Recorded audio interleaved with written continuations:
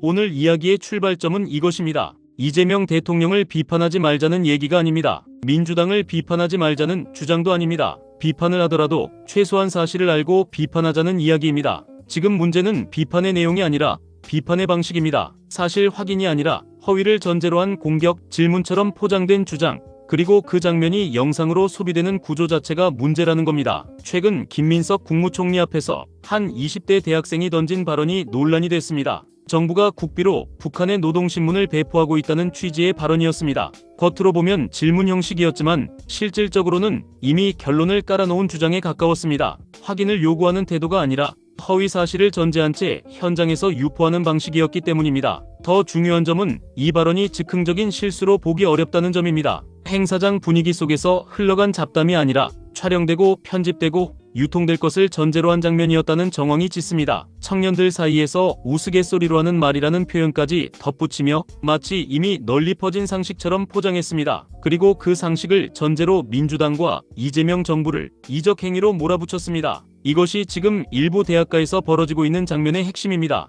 비판이 아니라 프레임을 찍어 누르는 방식입니다. 사실관계는 매우 단순합니다. 노동신문은 국비로 배포된 것이 아닙니다. 지난달 30일부터 특정 기관에 비치된 자료를 방문자가 별도의 신분 확인이나 신청 절차 없이 일반 간행물처럼 열람할 수 있도록 한 것입니다. 향후 온라인 열람을 가능하게 하겠다는 취지였을 뿐입니다. 그런데 여기에 국비 배포라는 표현이 끼어드는 순간 정책의 실체는 완전히 바뀌어버립니다. 국민 세금으로 북한 선전물을 뿌리는 것처럼 인식이 전환되기 때문입니다. 이렇게 되면 그 다음 문장은 자동으로 따라옵니다. 북한 김정은 눈치를 본다. 헌법보다 북한 제재를 더 챙긴다. 이적 행위다. 허위 사실 하나가 정치적 결론을 통째로 끌고 가는 구조입니다. 김민석 국무총리가 현장에서 국비로 배포하는 논의는 없었다고 즉시 바로잡고 틀린 이야기를 하지 않았으면 좋겠다고 말한 이유도 여기에 있습니다. 사실을 바로잡지 않으면 거짓은 의견이라는 옷을 입고 다음 장면으로 넘어가 버립니다. 더 심각한 부분은 이 발언의 배경입니다. 해당 학생이 윤석열 지지 성향의 극우 청년 조직으로 알려진 자유대학 소속이라는 점이 확인됐고 행사 참석을 예고하며 반국가 세력이 온다는 표현을 사용했다는 정황도 나왔습니다. 행사 이후에는 김민석 국무총리에게 접근해 파이팅을 외쳐달라고 요청하며 윤석열 탄핵 반대 시국 선언을 했다고 스스로 밝힌 대목까지 이어집니다. 이 흐름을 종합하면 이 장면은 질문을 빌려 토론을 하려던 상황이 아니라 목적을 정해두고 현장에 들어와 장면을 생산한 경우에 가깝습니다. 캠퍼스가 정치적 콘텐츠 촬영장이 된 것이고 그 콘텐츠의 목표는 사실 확인이 아니라 자극과 분노였습니다. 그래서 이재명 대통령이 직접 이 사안을 언급한 것입니다. 국무회의 자리에서 누가 이상한 소리를 했다며 가짜 뉴스 문제를 짚었고 SNS에서도 대체 누가 이런 거짓 정보를 퍼뜨리느냐며 이런 거짓말까지 표현의 자유로 보호해야 하느냐고 문제를 제기했습니다. 이 발언을 두고 표현의 자유를 막으려 한다는 반응이 즉각적으로 튀어나왔습니다. 그러나 지금 문제는 불편한 말이 아닙니다. 사실관계를 고의로 비틀어 상대를 반국가 세력으로 규정하고 그 규정을 근거로 사회 전체를 갈라치는 기술이 문제입니다. 민주주의는 서로 치열하게 싸우더라도 최소한 공통의 사실 위에서 싸우는 체제입니다. 그 공통의 사실이 무너지는 순간 싸움은 정치가 아니라 선동이 됩니다. 이재명 대통령의 문제 제기는 바로 그 경계선을 짚은 것입니다. 대학가의 흐름을 보면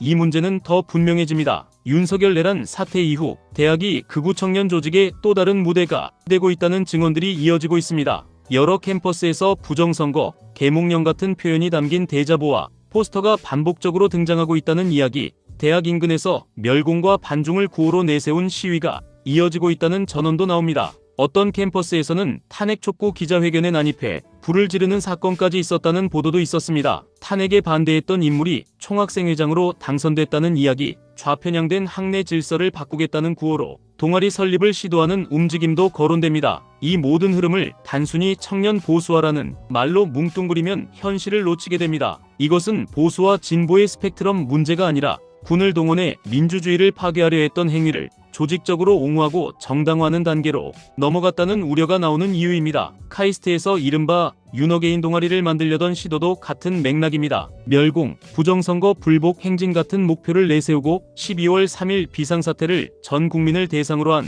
충격요법으로 평가하며 계몽령이라는 표현을 정당화합니다. 심지어 헌법재판소 인근에서 쇠파이프를 들고 있다가 체포됐다는 이야기까지 스스로 언급합니다. 이런 주장들이 캠퍼스에서 하나의 정치적 의견으로 유통되기 시작하면 가장 먼저 무너지는 것은 토론의 규칙입니다. 증거보다 감정이 앞서고 사실보다 서사가 우선하며 맥락보다 혐오가 지배하게 됩니다. 그리고 그 과정에서 가장 손쉬운 무기가 바로 가짜뉴스입니다. 오늘 전북대 현장에서 나온 국비 배포 발언은 그 전형적인 사례입니다. 다시 강조하지만 정치인을 욕하지 말자는 이야기가 아닙니다. 민주당을 비판할 수도 있고 이재명 대통령을 강하게 비판할 수도 있습니다. 그러나 욕을 하더라도 제대로 해야 합니다. 싫어하더라도 사실을 알고 싫어해야 사회가 무너지지 않습니다. 지금 일부 극우 청년 조직들이 사용하는 방식은 그 반대입니다. 논리와 팩트 대신 의도된 오해를 확산시키고 오해 위에 분노를 얹고 그 분노 위에 행동을 주문합니다. 질문 형식으로 허위를 말하고 청년들 사이에서는 다들 이렇게 말한다며 분위기를 만들고 그 장면을 영상으로 퍼뜨린 뒤 반박이 나오면 검열이라고 되받아치는 패턴이 반복되고 있습니다. 이 패턴이 커질수록 캠퍼스는 공부하는 공간이 아니라 서로를 감시하고 낙인 찍는 공간으로 변해갑니다. 그래서 이 사안을 가십처럼 넘기면 안 됩니다. 어떤 학생이 이상한 질문을 했다는 이야기로 끝낼 문제가 아닙니다. 사상교육, 세뇌교육의 결과처럼 보이는 장면들이 반복되고 있다는 점이 핵심입니다. 사람은 무엇을 믿든 자유가 있습니다. 그러나 사실을 조작해 타인을 반국가 세력으로 몰아가고 그 조작을 청년의 목소리로 포장해 사회 전체를 흔드는 행위는 자유가 아니라 폭력에 가깝습니다. 여기서 말하는 폭력은 물리적인 폭력이 아닙니다. 공동체의 판단 능력을 무너뜨리고 불신을 주입하고 서로를 적으로 규정하게 만드는 언어의 폭력입니다. 민주주의는 투표만으로 유지되지 않습니다. 서로가 공유하는 현실, 최소한의 사실과 상식이라는 바닥이 있어야 굴러갑니다. 그 바닥을 파괴하는 움직임은 방치할수록 커집니다. 이 흐름이 12월 3일 이후 더 심각해졌다는 진단도 같은 맥락입니다.